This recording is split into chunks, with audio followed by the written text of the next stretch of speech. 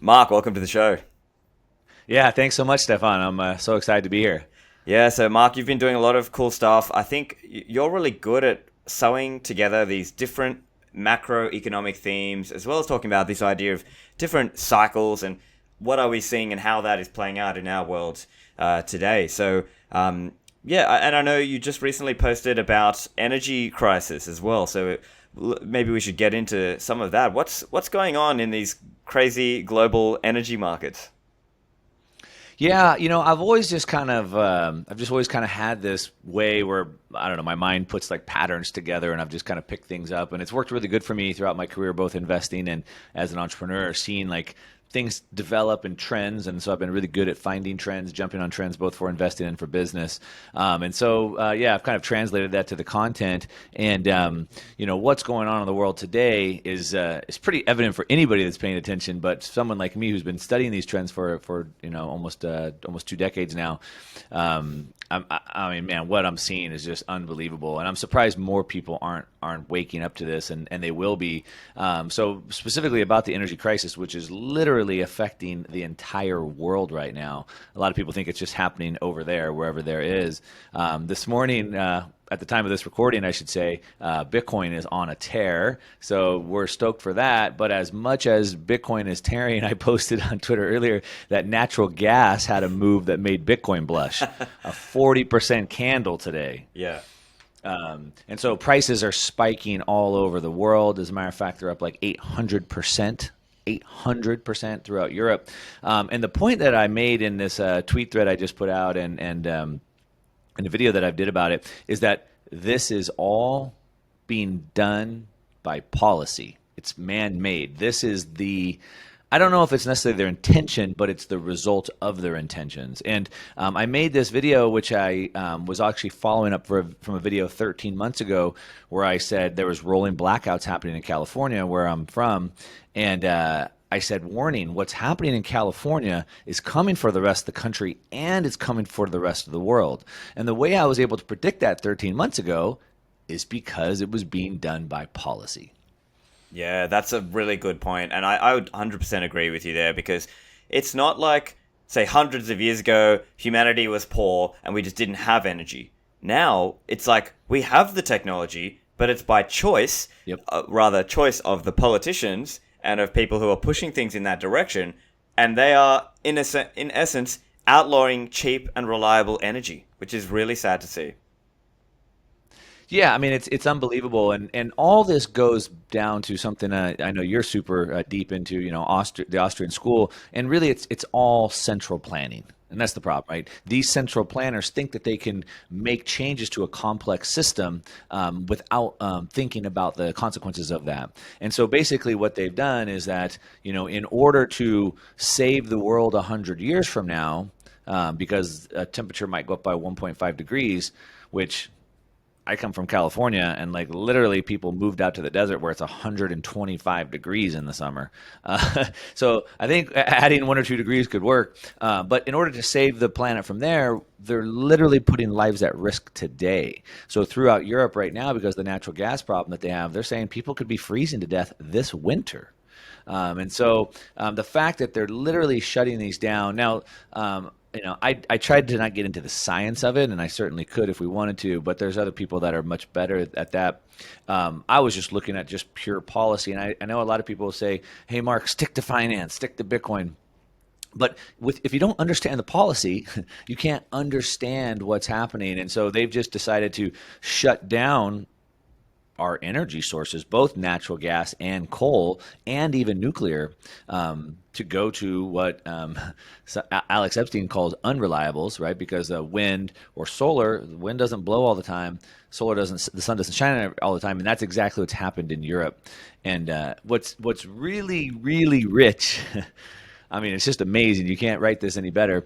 Is a few weeks ago in the EU, the leaders got together as part of the UN. They're having a big meeting coming up here soon, but they got together in this pre-meeting, and they doubled down on their goals to really cut down on cheap, abundant energy. And what's so rich about that is PM of UK, Boris Johnson, said, quote, "We are going to set the example." The UK will. They'll set the example. They want to be the springboard for the rest of Europe. And what's so funny, or I don't know if it's funny, not if you live there, but what's ironic about that is the UK is the absolute worst. They're having the biggest problems in the world. And to frame it up a little bit, just like in California, so in California they shut down natural gas, they shut down coal, they shut down 2 out of 3 nuclear reactors to move to renewables, wind and solar. But they didn't replace it. They didn't get the wind and solar. But even more, and this is this I don't get this piece. Even more, what they thought is that, well, what we'll do is we'll just get energy from our next door neighbor states, Nevada and Arizona, whenever we need extra. So for us to have these mandates, we're going to shut our energy down, but we'll just buy the same dirty energy from our next door neighbor. And somehow, I guess that's okay. The problem is that when California needs it, so do the neighbors, and they don't have any left over. And the same policies happen in the UK. So they have massive reserves of natural gas. But, climate, we're not going to get out of the ground. And so let's just buy it from our neighbors. Like, what's the difference? And so all of Europe has literally shut down all their natural gas, even though there's massive reserves of natural gas.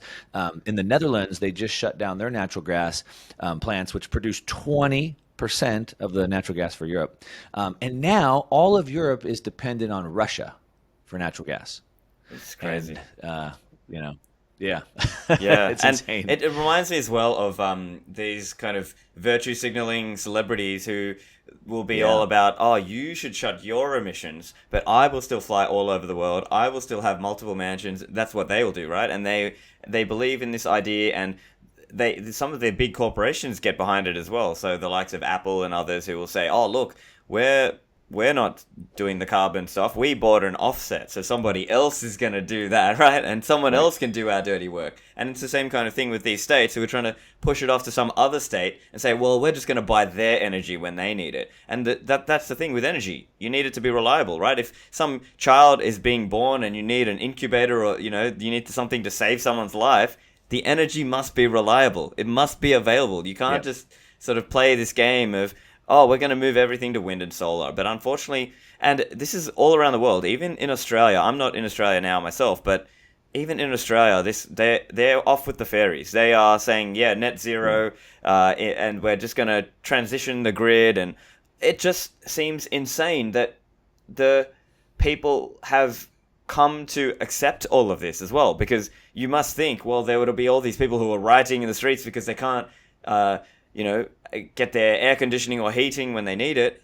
It just seems really weird to me. I wonder, what do you think about that? Like, why are people going with this? Well, let's talk about why they're going with it. But before I do, I want to talk about 2 points that you made while you were just talking. The first thing you talked about was, the unreliables, which we kind of mentioned before. And so the problems are happening all over the world right now, but they're happening for different reasons. So, for example, all throughout Europe, well, they're all man-made, but throughout Europe, they've transitioned, again, away from coal, away from natural gas, away from nuclear. And apparently this summer was a very low year for wind. The wind was abnormally low this year, and they didn't produce enough power this year. But over in the U.S. and in Asia, it's a different problem. Over there, they rely on hydropower, and we had droughts this year. And so because there was droughts, they didn't produce enough power. And so what's interesting is they were affected for different reasons, natural reasons, but it shows the fact of these unreliables. You can't just, we had a low wind year, I guess people die. I guess we had a drought year, no power this year. And so that's what they're literally doing. So like in China, for example, right now, as we speak, they're literally starting to shut down their factories and starting to ration when they can run at different times because they don't have enough power. Well, the world is already at the breaking point on supply chain issues. Like, we're already barely hanging on, and now they're literally having to shut down production because they don't have enough energy. That's in China. In Europe is the same thing. So anyway, that just kind of shows these unreliables for different reasons, different parts of the world. There's one more thing that you touched on I want to talk about also real quickly.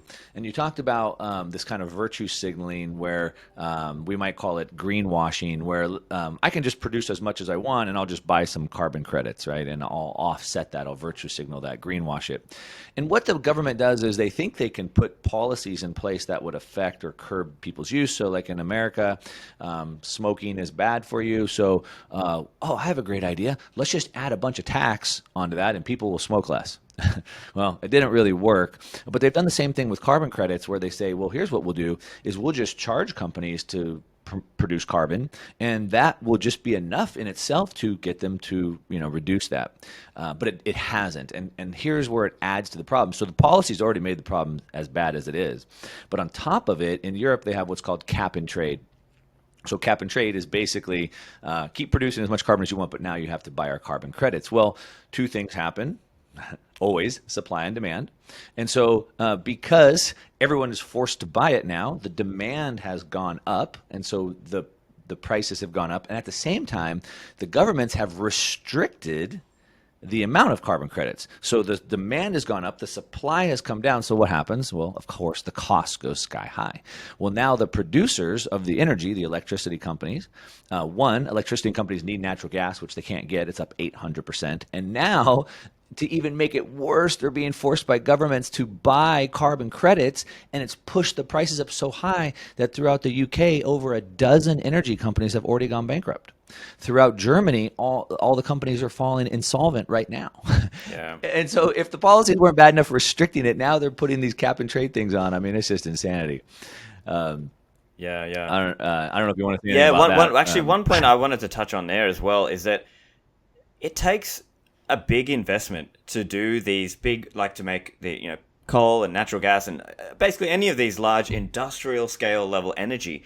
It takes a big investment and a lot of time. And so what happens over time is, part of the theory, if you believed in it, is this idea that governments should have created this kind of set of ground rules that people could trust and rely on. But what's happening now is effectively governments are out here rug pulling all these people who years ago made these investments into these big, whatever it was, coal or natural gas or other energy, reliable and cheap energy. And now because of the game is constantly, they're all worried about getting rug pulled. And so in that sense, it makes it harder and harder for them to go and engage in a new project because they're like, well, if I go and start this new coal project, I don't know what the prevailing political winds will be in 5 or 10 years, and that may impact my payback period. I may not be profitable on this project, therefore I'm just not going to make that investment. And so then the population suffers because now they don't have access to cheap and reliable energy, which previously we took for granted. We just thought, I just turn the light switch on and the lights come on, and we are really getting to that point. And actually one other point I wanted to touch on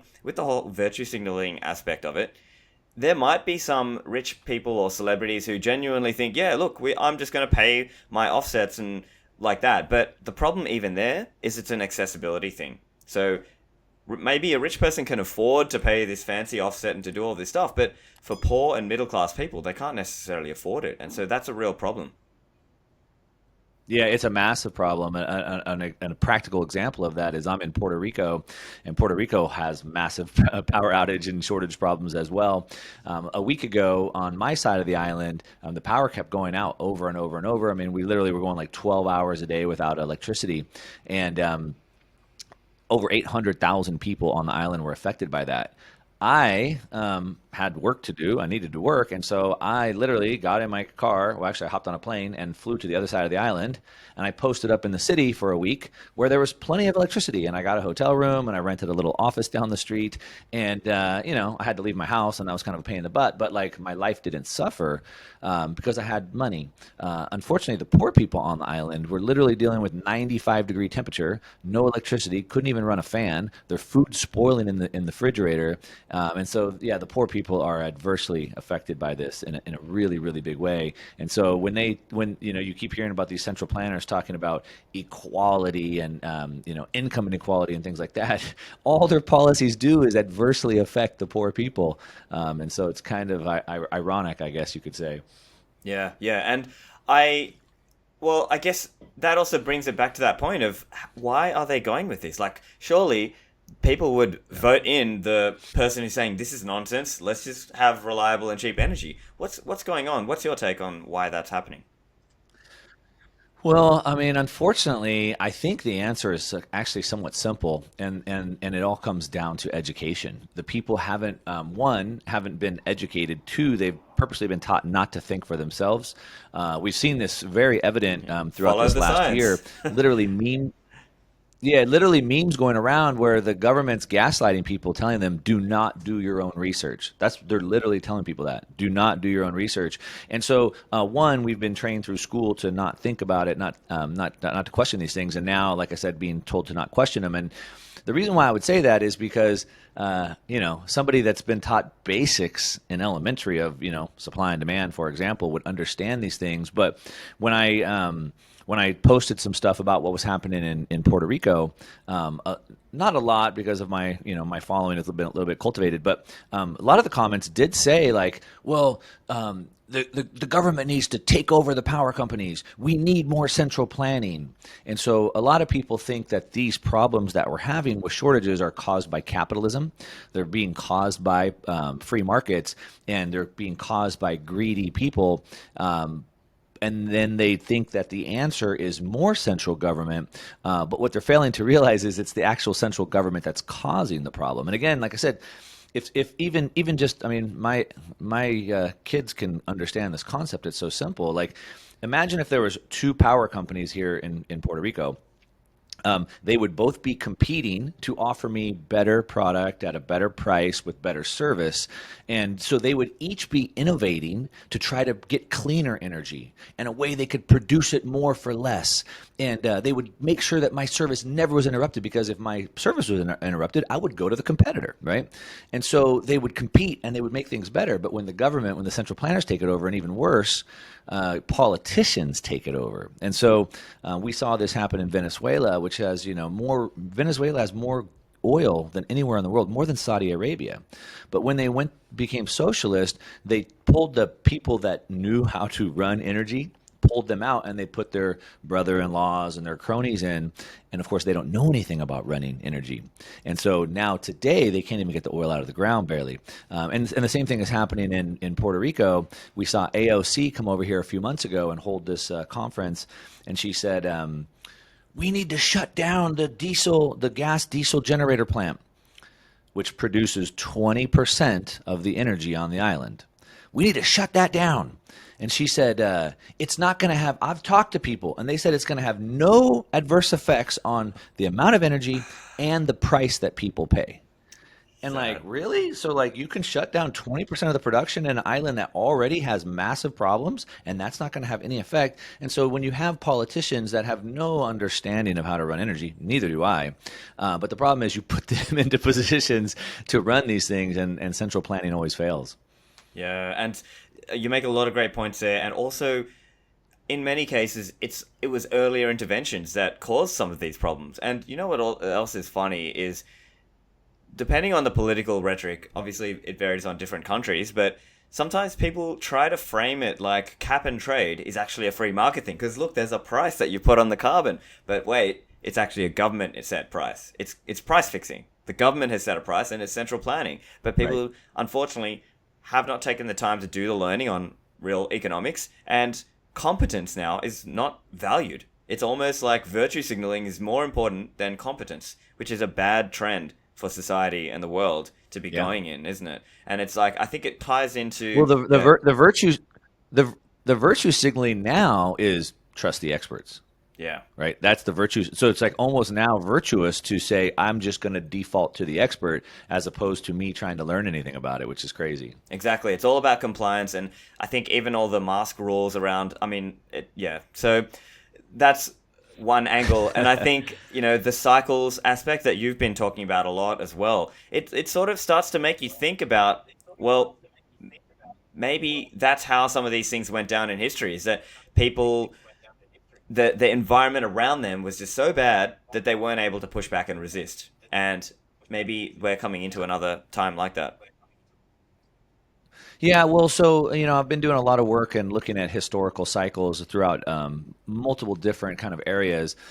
Just when you're looking at, especially like in financial markets, you're looking for like indicators, and indicators. Hopefully, they're leading indicators, which kind of tell you what may come next. So unsustainable debt levels, zero interest rates, things like that, and they kind of predict what comes next. But what happens is with indicators is you don't want to look at just one; you want to look at multiple. And so I've looked at these different cycles, and there's different parts of the world or the economy work in different ways. So you have this 250-year revolution cycle, which is pretty amazing, and that's like a political, social, cultural thing. But then you have a technological revolution cycle that works on a 50-year, so a 250 cycle, a 50-year cycle, and then you have like a financial revolution cycle that runs on like an 80-year cycle. And so they work on different time frames, and they're all happening at different times. But sometimes, occasionally, like right now, all three actually converge at the same time. And so like we're kind of at this point right now, and I think it's pretty evident to people. But if we look at just like kind of the political, social, cultural side, what's interesting is on an 84-year cycle, it's like a populist uprising or a regime change cycle. So 84 years ago was the end of World War II. We had Mussolini, we had Hitler, we had FDR, did the New Deal and changed America kind of to a socialist country. 84 years before that was Karl Marx wrote the Communist Manifesto, which led to the European Spring, which is the largest revolution in European history. So those are 84-year cycles, but three 84-year cycles, 3 times 84 equals 252. So 250 years, we have a revolution. And basically, as far back as you go through history, you see that, human nature wants to be free. They're pushing to be free. Some humans want to control them. And then they get a little bit of power, a little bit of control. And then that power grows, oppression grows until the point it's too much to bear. And then revolution happens and then freedom. And it just kind of repeats over and over. So 250 years ago from right now was the American French Revolution. 250 years before that was the Protestant Reformation. And both of those represent the people rejecting centralization or rejecting globalization and moving to decentralization. So in the United States, we rejected the monarchy, the centralization, the globalization of the crown, and set up a decentralized government. So the United States was set up as a republic, which was a decentralized form of governance, which was pretty amazing when you look at it today. And I think it's pretty evident to anybody. I mean, if you're paying attention to these, what we're just even talking about here, these problems that we're just talking about as far as energy are the result of central planning or centralization. And so I think it's pretty evident to see that we're like literally at peak centralization. We have the World Economic Forum, the World Health Organization, the World Trade Organization, the World Meteorological Association, we have the UN, we have the IMF, and the whole world now, like peak centralization. But at the same time, we're starting to see it all falling apart. So their policies are now starting to have massive adverse effects. And at the same time, we're seeing the population push back against that. Now, pre-pandemic, there was over 10 countries with over 1 million people each marching in the streets. The pandemic somehow made that go away, but it's all coming back pretty quickly. Mainstream media won't show that, but I know you're from Australia, and it's breaking apart down there really bad. So we can see that peak centralization is here. We can see that the world is pushing back on it at the same time, and we can also see that central planning is failing in a spectacular way, like we're talking about. With the energy, and when the breaking point for every revolution, and we just go back to like the Arab Spring from several years ago, or any other one before that, the breaking point is when people can't eat. Yeah. And with the energy supply chain problems that we're having throughout Europe, that's what's starting to happen. And so I think that we're going to hit peak centralization, and then we'll move back to a decentralized form of governance, and this kind of globalization falls apart. Right. Yeah. And so, look, I think I think a lot of what you're saying makes sense. Now, let's say the steel man, right? The person might counter argument to you here, and I don't necessarily believe this, but they might say, look, Mark, it's transitory. It's we've just had temporary shutdowns because of all the the COVID shutdowns, and once things open up, then the prices might come back down, and so it's transitory. You're just you're raising too much alarm. What would you say to that person? Yeah. Well, I'd say two things to that person. First off, I would say if you've ever ran a business, you would understand that once prices go up, they don't usually come back down. So that's one. But two, what I would say is that I don't believe they're transitory. Larry Fink from BlackRock doesn't think it's transitory. Most of the Fed doesn't think it's transitory either. And the reason why is because these are being done by policy, as I've just kind of broken down with the energy, for example. So they are artificially, or I shouldn't say artificially, but man-made, pushing the prices of energy up. And so the only way to get those prices back down would be for them to reverse their policy. And so, I just talked about in China, they're literally shutting down factories because they don't have enough energy, which is only going to make supply chain issues worse, not better. So, one, watch the policies. If the policies magically reversed, okay, back to a free market, then potentially, yeah, prices could come back down, and there'd be some transitory of that. The other thing that I'd say though too is then this kind of gets into the next piece, which is the financial side, the financial revolution. But the big problem that we have is that we don't have a free market, and the way that a market. So the central planners think that a market is like a machine that could be built and managed. But it's not. It's organic, right? It's made up of people that are irrational, that have wants, needs, and desires that change all the time. And so how do you coordinate an economy in the U.S. of 330 million people, or 7, 8 billion people in the world? And how does the exact product I need show up on the shelf at the exact time I want it at the price I need it? Well, it's done through coordination through the price signal. And the price signal has been distorted. So the United States Fed dumped in about $8 trillion in the last year. And so it's distorted the price signal. And so people don't know what's going on anymore. And so normally in a time when supply chains were backing up, and now prices are sky high and people think, oh, well, just, it'll find its equilibrium. Well, it could, if there was true price discovery. So what would happen is the prices to unload ships would go way up, so people would go build more facilities to unload ships. And then that increased supply would then bring the price down. The problem is, though, because of this price signal so messed up, it's preventing that from happening. So because inflation is so high, it's too expensive for me to go build a new port to pull the ships off. So the regulations are too high, the costs are too high because of inflation, the materials are in short supply, so I can't go alleviate that need.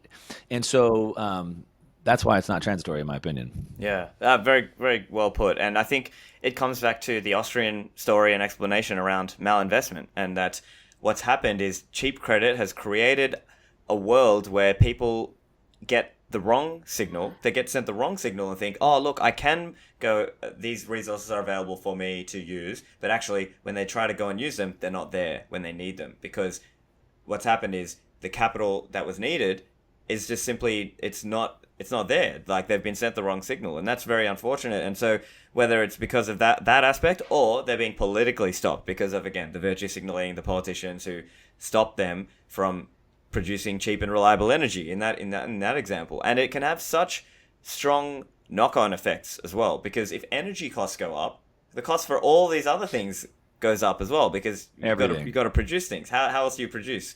So it's a very unfortunate... And transport. Yeah, exactly. How do you transport the goods to where it's needed? And so it's such a difficult thing. And so I guess, how are you thinking about it in terms of what people can do about this, right? So let's say maybe you're not necessarily like really rich, but you're kind of, you're cognizant about some of these things. You're concerned about these things.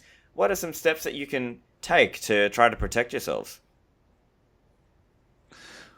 Well, I think what's interesting when you look at these three revolutionary cycles that are converging right now. So at a time when like politically, socially, culturally, like I said, the world is kind of peak globalization and the pendulum's about to swing back the other way.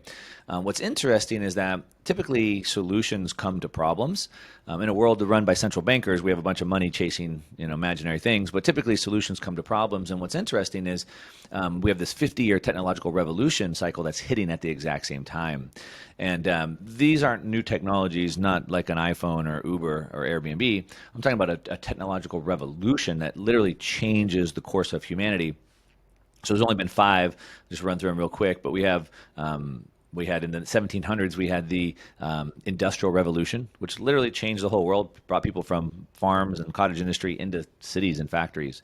Then we had approximately 50 years later, we had steel and steam engines. So all of humanity, we had manpower and horsepower, and now we have steam engines. That was a massive invention, and steel allowed us to go from a two-story brick building to skyscrapers and bridges and things like that. Approximately 50 years later, we had electricity. Now, at the time, this is an important piece. At the time, electricity was kind of like a digital candle. Like, do we need that? I mean, candles work pretty good. They've worked for 5,000 years, right?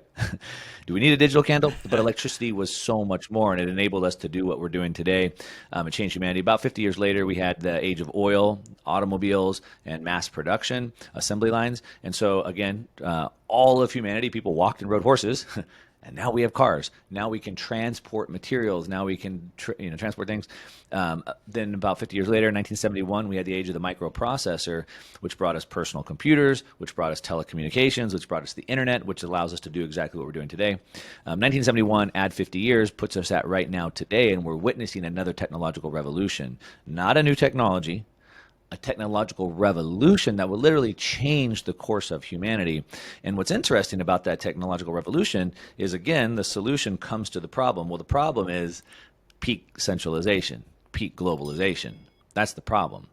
The solution that we have, the next technological revolution, is giving us decentralized technology. It solves the problem that we have, which is pretty important to understand. So I think, how do people navigate through this? I think one is to understand that we actually have a tool now that can solve that problem. And it can solve that problem in a number of ways that people can take advantage of. So one, it can help us store our money. So during these technological revolutions, massive wealth is created, massive wealth transfers. If you go back and study just the last couple, like the computer age or information age boom, or you go back to the automobile boom, or go back to the steel age, you'll notice that each time it was different groups of people that got rich. It wasn't the same people over and over. The old people go out, the incumbents go out, creative destruction, and the new wave ushers in a whole new set of people. And so this is a massive opportunity for people that understand this technological revolution and can jump into it. And we're going to need money to navigate this, because as prices go up for everything, we're going to need more money for that. But the other way that I think it really helps is it literally solves the root of the problem.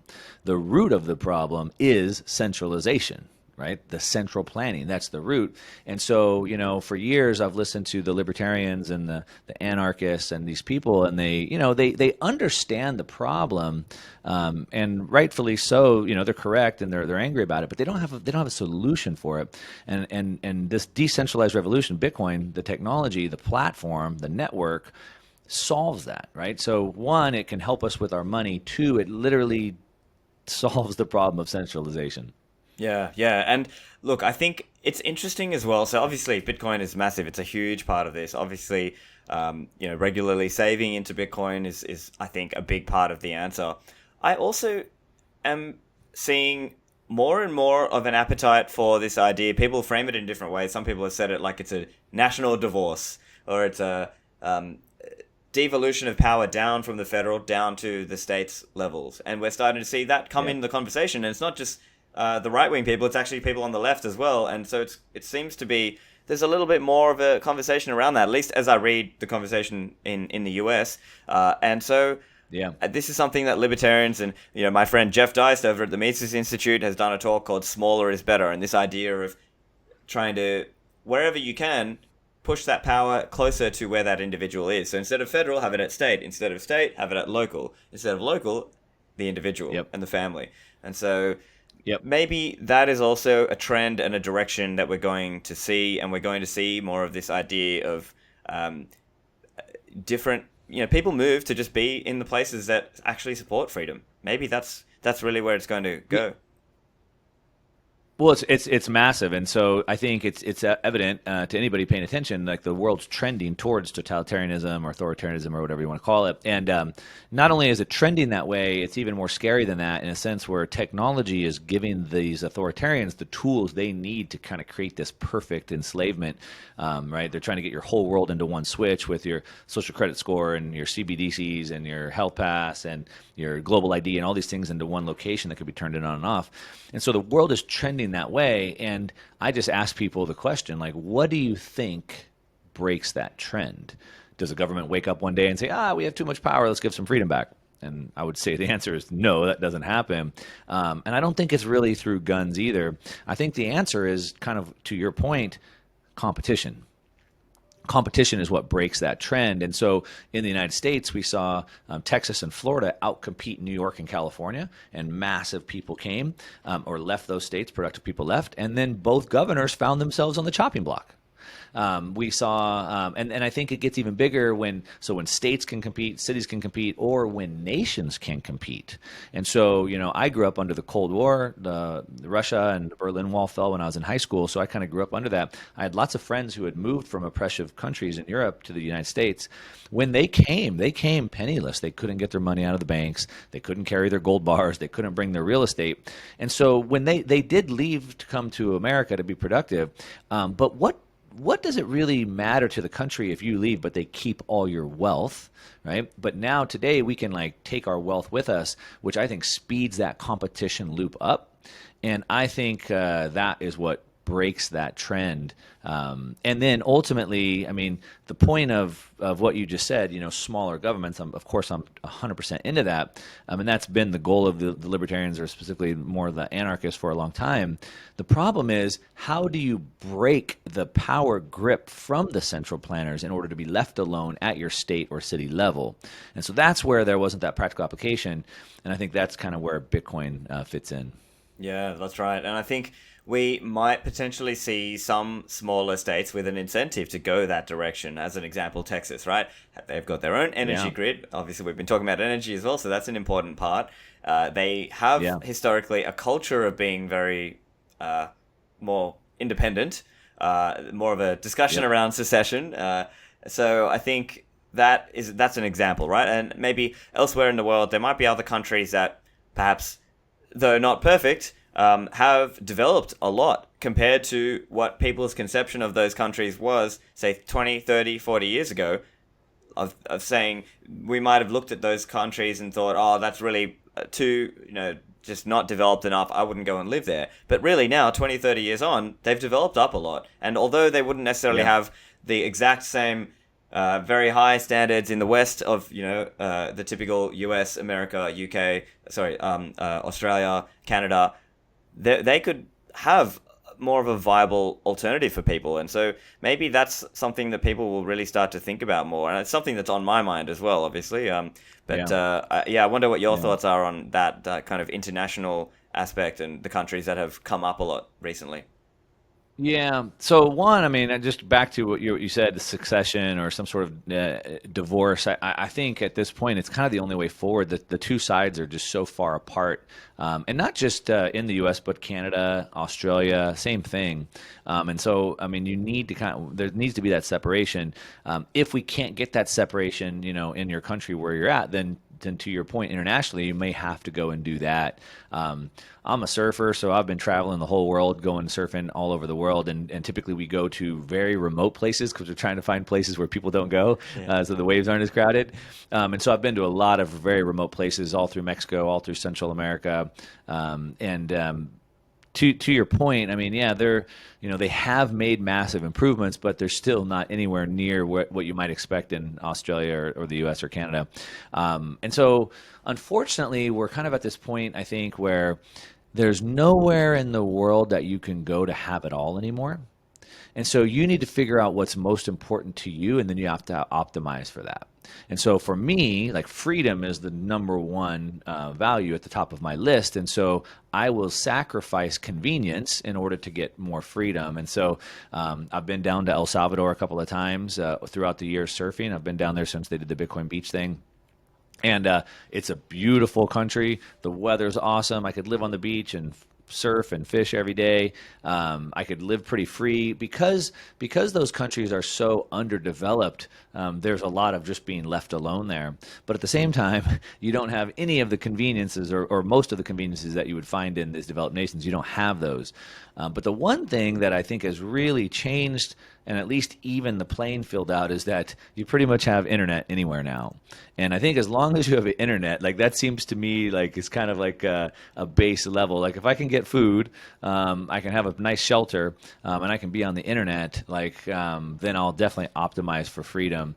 And I think what we'll see is, and unfortunately this is going to probably play out over a number of years or even this decade, but yeah, as more and more people like El Salvador, for example, has now opened up this program to attract investment into the country, just by making Bitcoin legal reserve or tender, it's brought all this investment in, and now they're encouraging it. If you invest 3 Bitcoin, you get residency, et cetera. And so, we'll see it develop, but it's definitely going to be a slower road.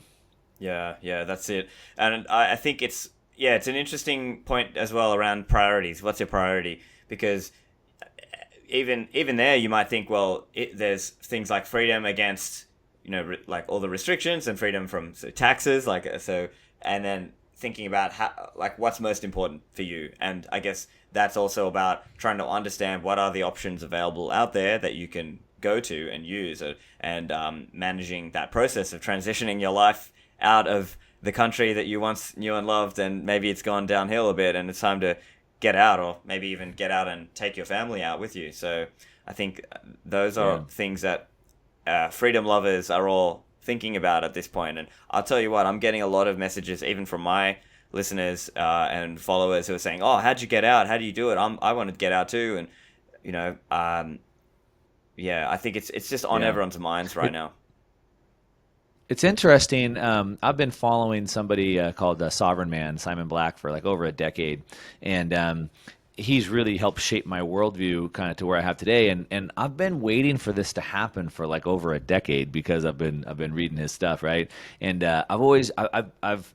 I wanted to check out on politics a little bit, but I've been paying attention, almost selfishly, waiting, because I knew at some point those walls were going to close in. At some point, I was going to have to leave. I want to get out before the doors close, like what happened to you in Australia. And it's interesting because, like Lennon says, right, there's decades where nothing seems to happen, and there's days where decades seem to happen. And so, like, for the last decade, I've been waiting for this to happen, and like nothing has been happening. And then all of a sudden, like in a year, it's like, whoa, it's like it's there. And so for me, I see all these people, like you said, in Australia that are stuck there. I get messages from them as well.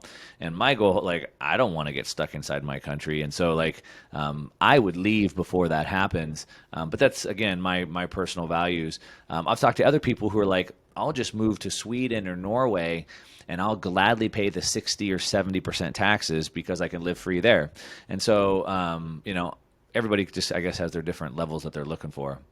Yeah, I think that's a good point. I mean, it might literally be worthwhile in this world where if you just want to be able to live a normal life, and I think that's ultimately what a lot of people want. They're not necessarily very politically engaged or active. They just want to be able to live and raise their family and grill and do those typical family things, right? And so it just forces a lot more people to start thinking about these things. And so, yeah, I think that's a big part of it. Also around the narrative and the messaging, it just seems like the authorities and the powers that be have this way of controlling how everyone thinks, because the average person is just watching TV, and then anyone who's trying to speak out against it, they get censored. And for all we know, this conversation might get censored off of YouTube. Who knows? But it is a bit concerning. And so in my mind, here's a couple of things I'm thinking about. Like, so of course, there are some of these other platforms that are trying to offer a more decentralized way to put out video content, audio content, text, blogs, whatever. But then the issue is reach. You can't reach as many people, and so it's a unfortunate trade-off that we have to all really think about more carefully. I mean, I'm sure you think about this as well, right? You have a big audience on YouTube, and yet you don't want to just say goodbye to that, because obviously that's you need that. But I guess at the same time, you're trying to build onto other platforms, or is that something you're looking at? Yeah, definitely. So, following Sun Tzu, The Art of War, I mean, you have to kind of realize we're in a war, and you have to kind of learn the techniques for that. And so, what I'm doing, what my plan is there's a lot of new technology that's actually being built on the Bitcoin protocol, and so I'm looking at setting up some of my communities on that. I'm afraid if I go, there's several communities right now. I mean, there's like Library, which my YouTube videos go over there, and that's like this decentralized blockchain kind of thing. I'm not super confident in their censorship resistant capabilities. And then you have other platforms like Locals or Rumble, things like that. But I'm afraid of the rug pull as well. So I spend all this time putting my audience over there, and then that gets shut down. And so there's a couple of communities that are opening up that I'm looking at setting up that I think could be there long term. But to your point, you don't have the reach. And so this kind of art of war is like, let's use the enemy's weapons. And so let's continue to use YouTube. Let's continue to use Twitter. Let's continue to use the tools that they have. But I think we have to, unfortunately, toe the line and kind of play along with their rules. And we use those for reach, and then we bring people into our communities where then we can really go deep with them and give them the information that we need. And so that's my plan. That's what I'm working on right now, to continue to use YouTube and Twitter to get as close to the line as I can without going over it, but to continue to pull people and then push them into a community that I can control. So one, I have an email list, so I kind of control that. But two, I want to set up these communities where then we can really talk about the things that we want. Anyway, that's my plan for now. Yeah, and I think that's useful for like a lot of listeners of my show as well, because they might have their own content they're trying to make and put out there. And it's just useful for us to have these ways. And I think you're right, because it would be silly to just kind of give up, seed that turf when we've already spent time fighting to build up an audience or build up a brand. You can't just seed that turf, but you also have to you don't want to blow that up either. So some people are like, I'm just going to say whatever I'm going to say, and I don't care if I get banned. It's like, well, I don't want to give it up, and I don't want to get banned either. Like, let's use their weapon against them. And I think if you're smart enough, it's easy enough to get your points across without getting banned, at least for now. Eventually we'll probably get there, but while we can, like, just use their tools and harvest people as much as we can. I think that is a clever approach, and something we all have to think about, because whether we're Bitcoiners trying to get our Bitcoin message out there, or whether we are talking about sovereignty and how to achieve that, libertarians trying to talk about liberty, all of these things are going to get shut down eventually. Like, at least that's the current track we're on. So we have to be wary with that. But of course, there's also live events, and I know you've got a live event on soon. So why don't you tell us a little bit about that? Yeah, I am having a live event while we're still able to have them. I thought about pushing it till next year, but at the rate we're going, I mean, who knows if we can have them next year. And so what I think, so there's these 3 revolutionary cycles happening. We didn't get into all 3 of them, but basically, I believe that this decade is going to probably change the course of the world. I think we'll see the end of this giant centralization. Of course, the World Economic Forum says by 2030, you'll own nothing and you'll be happy. Mark Carney, head of Bank of England and Bank of Canada and UN, et cetera, he says that you need to be prepared to have a worse life. You need to be prepared to not be able to fly, not be able to drive, not be able to eat meat, et cetera. And so they have a plan for our lives. I don't like that plan. I don't want that plan for my life. And I think history tells us that plan doesn't actually work.